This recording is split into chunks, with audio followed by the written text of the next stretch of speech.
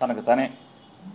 ఈరోజు దాకా ఏ రోజు కైకులూరులో దారుణాలు జరిగిన, కైకులూరులో కష్టాలున్నా, కైకులూరులో రోడ్లు బాగోపోయినా, కైకులూరులో గ్రామాలకు మంచినీళ్ళు రాకపోయినా, కైకులూరులో ప్రజలకు కష్టాలు ఎదురైనా, కైకులూరులో ఒక దళిత వాడ మీద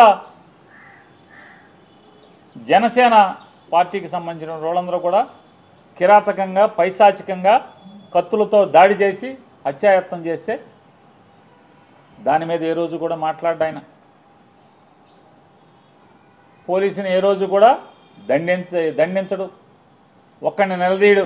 ఏంట్రా నా నియోజకవర్గంలో ఈ పాపాలు ఏంట్రా అని చెప్పని ఆయనే ఫోన్ చేసి సరెండర్ చేస్తాడు. ఎస్పీకి ఫోన్ చేసి వాళ్ళ జోలికి వెళ్ళొద్దని చెప్తాడు. ఆ పెద్ద మనిషి గారు నియోజకవర్గంలో పరిస్థితుల గురించి మాట్లాడకుండా ఆయన అసెంబ్లీలో మాట్లాడతాడు. సినిమాల గురించి, సినిమా రేట్ల గురించి, సినిమా వాళ్ళు వచ్చారని చెప్పాను.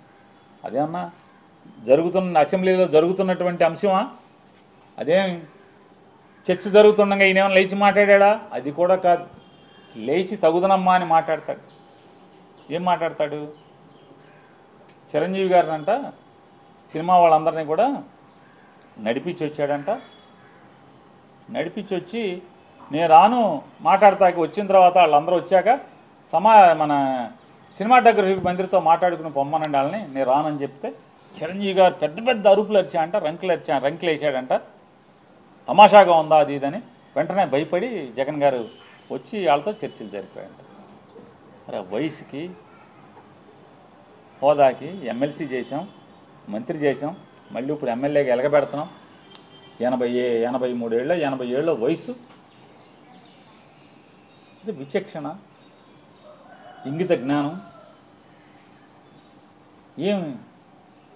ఏంటయా అంటే గోతిగాడి నక్కలాగా మంత్రి కావాలి. ఆ సత్యకుమార్ గారిని రేపో మాపో పీకేస్తే మంత్రి ఇస్తాడేమో, లేదంటే 21 ఖాళీ ఉంది కదా దాంట్లో మంత్రి పదవి. ఈ వయసులో కూడా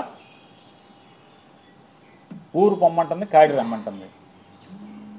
80 ఏళ్ల వయసులో పచ్చి పాపం మాటలు మాట్లాడటం అవసరమా ఆయనకి? అసత్యాలు. నిజంగా చిరంజీవి గారు గడ్డి పెట్టాడు కాబట్టి సరిపోయింది.